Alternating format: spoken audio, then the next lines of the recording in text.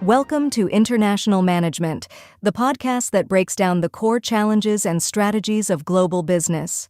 Based on Orlando Casabon's scripts for his international management class, each episode offers practical insights, clear strategies, real-world examples, and expert guidance to help you navigate complex global landscapes. For additional resources, visit casabon.com. Now, let's dive into the essentials of international management.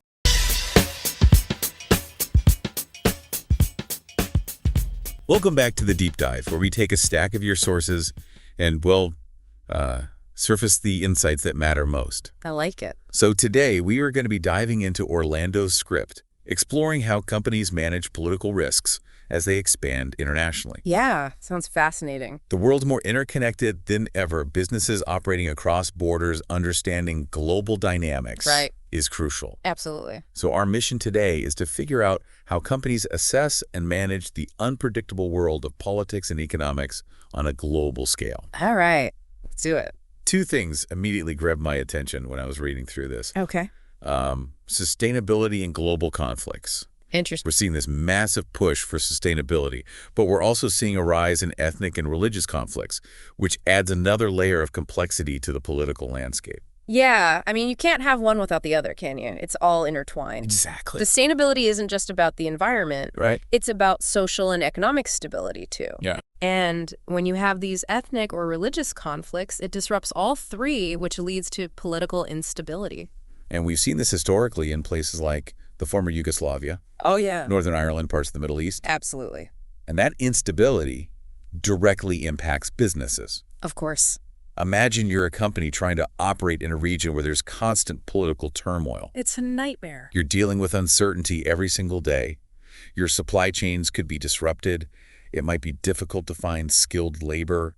And even the safety of your employees could be at risk. Yeah, you've just painted a very vivid picture of the challenges there. And that brings us to the heart of the matter, political risk. The script defines it as any government action or politically motivated event that could negatively impact a company's profitability or value. Right. So it's not just one thing. It's a whole spectrum. Exactly. And the script actually breaks it down into three main categories. Okay. Ownership risk, operational risk, and transfer risk. Makes sense. So ownership risk is when a government decides to nationalize a company or seize its assets, like what happened with Argentina and that Spanish oil company. Repsol YPF. Repsol YPF, that's the one. Yeah. Then you've got operational risk, which is all about disruptions to a company's day-to-day business. This could be anything from terrorism or riots to sudden regulatory changes or even just bureaucratic red tape. Ugh, red tape. Nobody likes that. And then there's transfer risk, which refers to restrictions on moving money or assets across borders. Think about things like currency controls or limits on profit repatriation. Yeah, those can be a real headache for businesses. So these risks are constantly in play.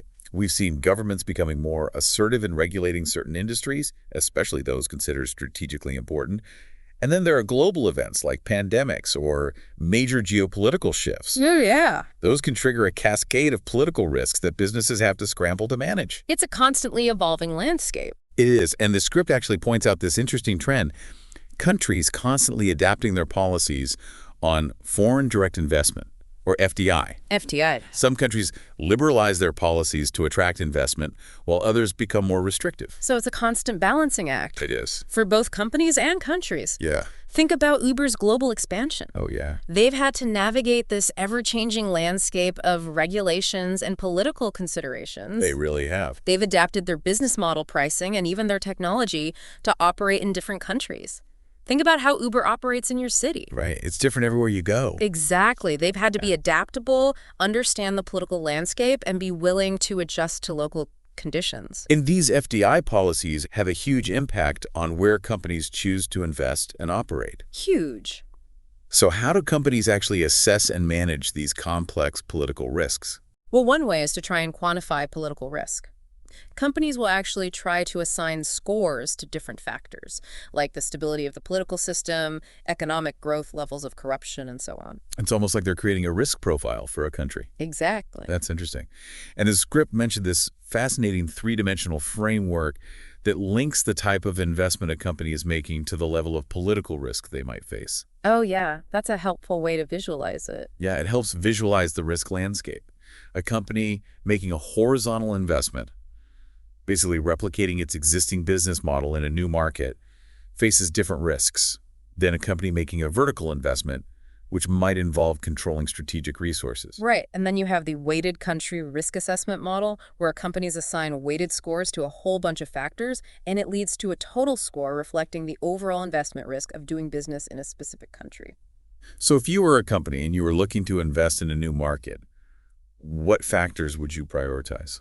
Well, it would definitely depend on the specific industry and the company's overall risk tolerance, but I'd probably focus on the stability of the political system, the rule of law levels of corruption, and the government's attitude towards foreign investment. Those are all critical factors. And the script doesn't shy away from the most concerning political risks out there. For example, expropriation, Oh, yeah. where a government seizes a company's assets. That's a nightmare scenario for any business. It's a major concern, especially for industries like mining, agriculture, and infrastructure. They're particularly vulnerable because they often require large upfront investments, and their assets are difficult to move. The script mentions some mitigation strategies. Okay. Partnering with local companies, limiting the use of advanced technology that could be easily appropriated, and structuring investments in ways that make expropriation less appealing. Those are some smart tactics. They are, but expropriation is just one of many risks. Right. The script also lists campaigns against foreign goods, mandatory labor laws, kidnappings, civil wars, and even currency devaluations. It's a long list, and it's a stark reminder of how much is outside a company's control. And these events can have a domino effect. Disruptions to operations, increased cost damage to a company's reputation, lost revenue. Yeah, it all adds up. Imagine the impact on a company's bottom line if they suddenly face a boycott or have their supply chain crippled by political instability. It can be devastating, and even if a company isn't directly targeted, it can still get caught in the crossfire. Right. Think about transfer risks. Oh, yeah, those are tricky. A government might impose restrictions on capital flow, making it difficult for companies to bring profits back home or even just pay their suppliers. Or they might introduce price controls that impact profitability. It's a minefield out there. It is. So what does all this mean for businesses trying to navigate this complex landscape? It really highlights the need for a robust political risk analysis process. Companies can't afford to be reactive. They need to be proactive, constantly monitoring the political and economic environments of the countries where they operate or are considering expanding into. We're talking about going beyond just reading the headlines, right? It's about really digging deeper, understanding the underlying political dynamics, the key players, and the potential triggers for instability. Absolutely. The script mentions two levels of analysis, Okay. macro and micro. Uh-huh. Macro analysis examines how broad political decisions affect the overall business environment, Okay. while microanalysis focuses on specific industries or even individual companies. So it's like zooming in and out, Exactly. getting both the big picture and the granular details. Right. The script also mentions the Corruption Perceptions Index as a key indicator. Oh, yeah, the good one. It gives you a sense of how transparent and accountable a country's institutions are. And when you consider the costs of corruption, bribery, extortion, unfair competition, it's clear why this is such an important factor for businesses to consider. We've talked about assessing risk, but what about responding to it? Okay. What are some techniques companies use to deal with political risk once it's on their radar? Well, one key concept is bargaining power. Companies need to understand their leverage, which depends on factors like their size, the importance of their investment to the host country, and the availability of alternatives.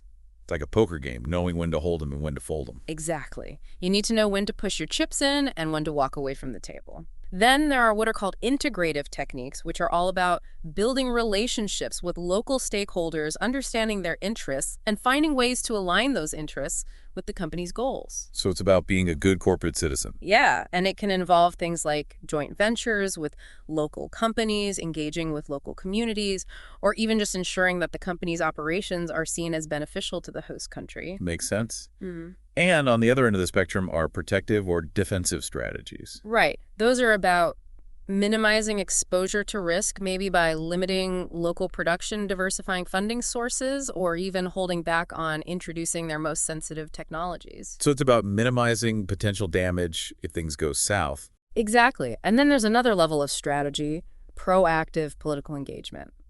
This is where companies go beyond just reacting to political risks and start trying to shape the political landscape to their advantage.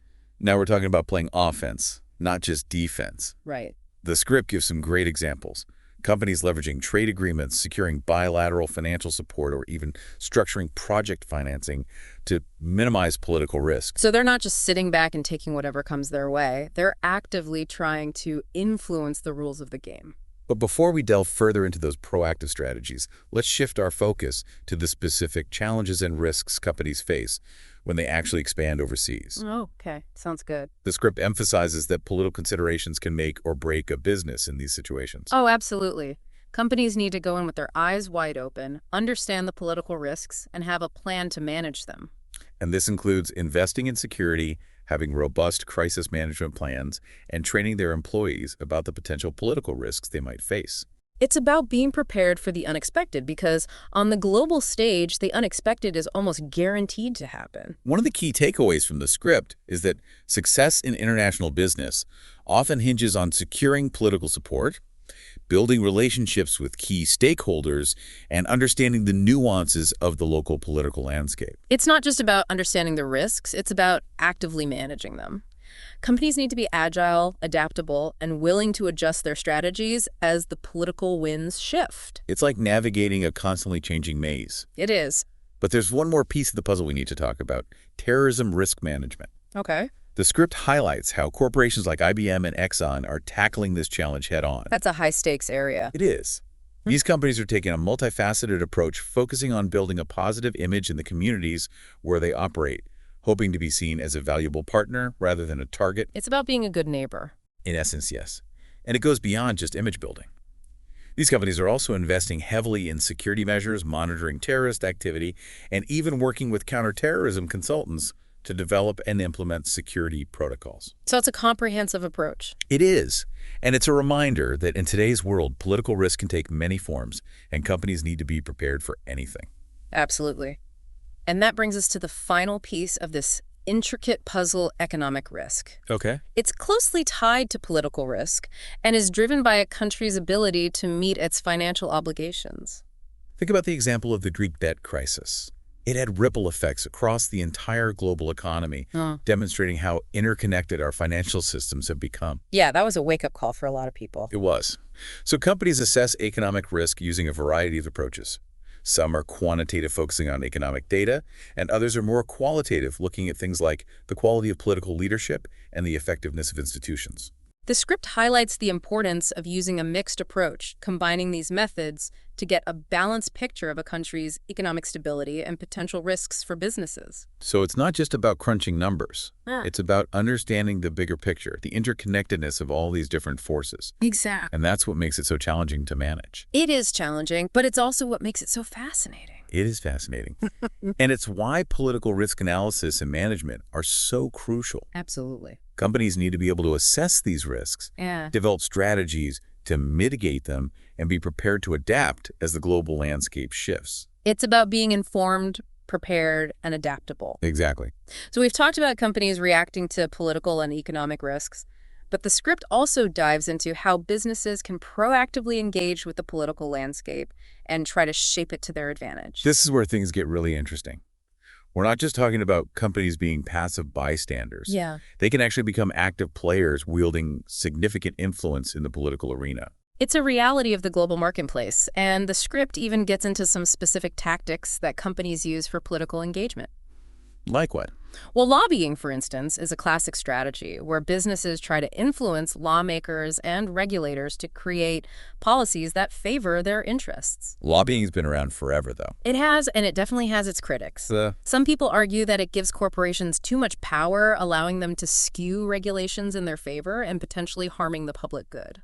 It's a complex issue with valid arguments on both sides. It is. Then you have campaign financing, where companies donate money to political candidates or parties hoping to gain favor and access. Right, and there are even more subtle forms of influence, like using diplomatic channels to advocate for certain policies, or just building relationships with key decision makers. It's a tangled web of influence, and it raises some important questions. Like what? Well, how much influence should corporations have in the political process? And how can we ensure transparency and accountability in those interactions?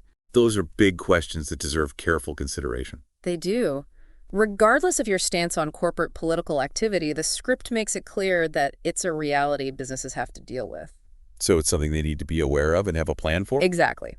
They need to develop a clear and ethical approach to political engagement, understand the rules of the game, the potential risks, and the importance of transparency and accountability. We've been discussing assessing and managing political risk on a broad level. But what about the specific challenges companies face when they're actually operating in a high-risk environment? Well, the script really emphasizes the importance of thorough political risk analysis when expanded overseas. Okay. It's not enough just to look at the big picture. Companies need to dig into the specifics of the local political landscape, understand the key players, the power dynamics, and what could potentially trigger instability. It's like doing your due diligence before making a major investment. You want to know exactly what you're getting into. Exactly. And once a company has assessed the risks they need to develop a plan to manage them, Which would involve? well, it might involve investing in security measures, developing crisis management plans, building relationships with local stakeholders, and even just making sure their employees are aware of the potential political risks. So it's about being prepared, having a plan B, and maybe even a plan C. And it's about recognizing that the political landscape is constantly in motion. Companies need to be agile, adaptable, and willing to adjust their strategies as needed. It's like sailing in rough seas. You need to constantly adjust your course to stay afloat. Exactly. One of the most challenging aspects of managing political risk is that it often feels like so much is outside of your control. But the script makes a crucial point. Even in high-risk environments, there are steps companies can take to mitigate their exposure and increase their chances of success. So it's not all doom and gloom. No, not at all. It's about being smart, strategic, and acknowledging that political risk is simply part of doing business in the global arena. Now let's turn to the final chapter of our deep dive today, economic risk. All right, let's talk about that. This is an area that often gets overshadowed by the more dramatic aspects of political risk, like coups or civil unrest. But economic risk can be just as devastating to a business, especially in today's interconnected global economy. How so? Well, think about it. A sudden currency devaluation, a sovereign debt crisis, even a change in government policy can have ripple effects across entire industries and supply chains. It's all connected. Exactly. And that's why companies need to be just as vigilant about assessing and managing economic risk as they are about political risk. The script outlines several approaches companies use to assess economic risk. Some rely heavily on quantitative data crunching numbers to analyze things like economic growth, inflation, debt levels, and so on. So it's about understanding the overall economic health of a country. Exactly. Then there are more qualitative approaches which focus on things like the quality of political leadership, the effectiveness of institutions, and the overall business climate. It's about looking beyond the numbers and getting a feel for the underlying dynamics of a country's economy. Precisely. The script emphasizes that a truly thorough economic risk assessment often involves a combination of these approaches, using both quantitative and qualitative data to create a holistic picture. It's about recognizing that the economy is a complex system. You need to use all the tools at your disposal to understand how it works and what the potential risks might be. And it's about understanding that economic risk is often intertwined with political risk. For example, a change in government policy can have a major impact on a country's economic outlook. It's a two-way street. The political and economic spheres are constantly influencing each other. Exactly, which is why it's so important for companies to have a comprehensive risk management framework that considers both political and economic factors. So what are some specific economic risks that companies should be aware of? Well, the script highlights a few, including currency fluctuations, sovereign debt crises, and changes in government policy, especially those related to foreign investment taxation and trade. Those are all major factors. I think for a lot of companies, currency risk is probably top of mind, especially given the volatility we've seen in global currency markets in recent years. Absolutely. A sudden devaluation of a country's currency can make a company's products less competitive, reduce profits, and even disrupt supply chains. It's a risk that can seriously impact a company's bottom line. Exactly. Then there's the risk of a sovereign debt crisis, where a government can't meet its financial obligations and could potentially default on its debt. That sounds scary. What kind of impact would that have on businesses operating in that country? It could be devastating. A sovereign debt crisis can trigger a financial panic leading to capital flight bank failures and even a complete collapse of the local currency. It's like an economic earthquake. In a way, yes. And it's a reminder that economic risk is not something to be taken lightly. So we've talked about the risks. What strategies do companies use to manage economic risk? Well, the script outlines a few approaches, and it's interesting how they mirror some of the strategies for managing political risk. Diversification, for example, is a key tactic. Companies can reduce their exposure to economic risk in a particular country by spreading their operations across multiple markets. It's about not putting all your eggs in one basket. Exactly. There are also hedging strategies where companies use financial instruments to protect themselves against currency fluctuations or other economic shocks. It's like buying insurance for your business. In a way, yes. Yeah. And then there are more operational strategies like adjusting pricing, sourcing materials from multiple suppliers, or even relocating operations to countries with more favorable economic conditions. It's about being flexible and adaptable, ready to adjust as the economic landscape changes. Precisely. That's the key takeaway from this deep dive into economic risk. It's a constant threat in the global marketplace, but companies can take steps to mitigate their exposure and become more resilient. It's about being informed, prepared, and willing to adapt. And it's about recognizing that economic risk is often intertwined with political risk, social trends, and global events. It's about seeing the world as a complex, interconnected system. Exactly. As we wrap up this part of our deep dive, it's important to remember that political and economic risk management isn't just about avoiding threats. It's also about identifying and capitalizing on opportunities. So there's a positive side to all of this. Absolutely. It's about seeing risk as a two-sided coin. There's always the potential for both danger and reward. And that's what makes it so fascinating. It's a constant challenge that requires companies to be strategic, informed, and adaptable. I agree. We could probably keep exploring this topic for hours. We could, but I think we've given our listeners a lot to think about. I think so too. We've delved into the complex world of political and economic risk, exploring the challenges, the strategies, and the ethical considerations that companies face in the global arena. And we've highlighted the importance of being informed, being prepared, and above all, being adaptable. Now let's move on to the final part of our deep dive, where we'll look at some real-world examples of companies that have successfully navigated the often turbulent waters of political and economic risks. Welcome back to the Deep Dive. Good to be back. We've been exploring the intricate world of political and economic risk in a globalized marketplace. But it's one thing to talk about these concepts in theory. It's another to see how they play out in real-world situations. So for this final part of our deep dive, let's look at some compelling case studies that bring it all to life. Sounds good. I'm ready to get into some real-world examples. The script highlights Uber's global expansion as a prime example of adapting to different regulatory environments. Remember, their journey wasn't always smooth sailing. They encountered regulatory hurdles, protests from taxi drivers, even outright bans in certain cities. Yeah, Uber definitely stirred up some controversy along the way. They did. But they also showed a remarkable ability to adapt their business model and engage with local stakeholders. They realized that one-size-fits-all approach wasn't going to work. They had to be flexible, willing to compromise, and even collaborate with local players to gain a foothold in new markets.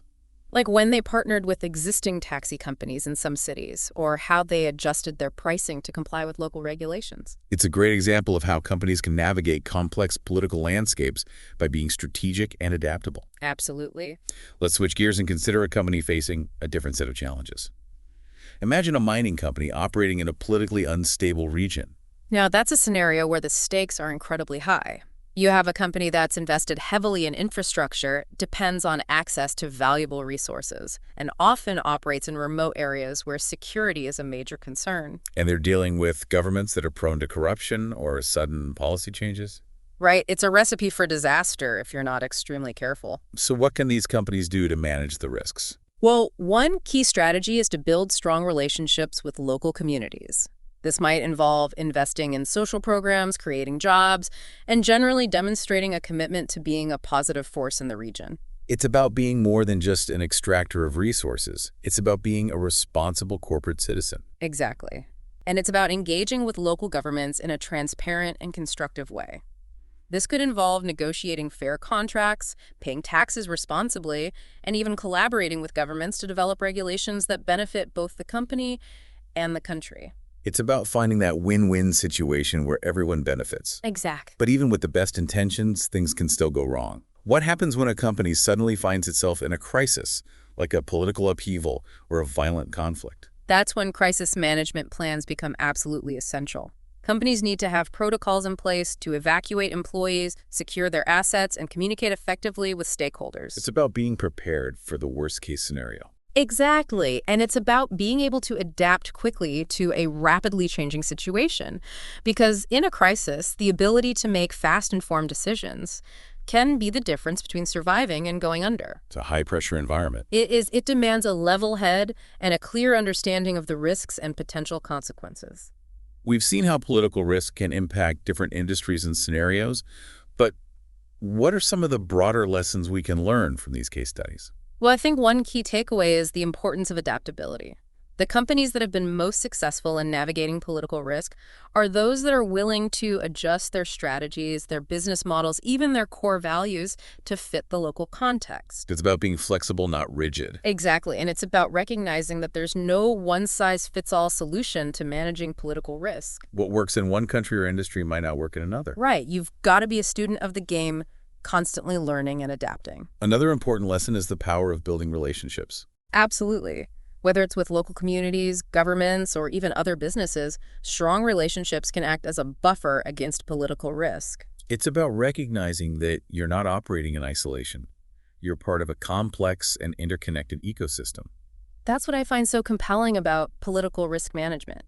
It's not just about avoiding threats. It's about building partnerships, creating shared value, and figuring out how to thrive in a complex and ever-changing world. It's about turning challenges into opportunities. Exactly. And on that note, I think it's time to wrap up our deep dive. Sounds good. We've explored a lot of ground today, from defining political and economic risk to examining real-world case studies and extracting valuable lessons along the way. We've covered a lot. We have. We've delved into the complexities of assessing risk, developing mitigation strategies, and navigating the ethical considerations that often arise when businesses engage in the political sphere. And we've highlighted the importance of being informed, being prepared, and most importantly, being adaptable. So as you venture out into the world, armed with these new insights, remember that political and economic risk aren't just abstract concepts. They're forces that shape our reality, influencing everything from investment decisions and global trade patterns to the lives of everyday people. It's all connected. It is.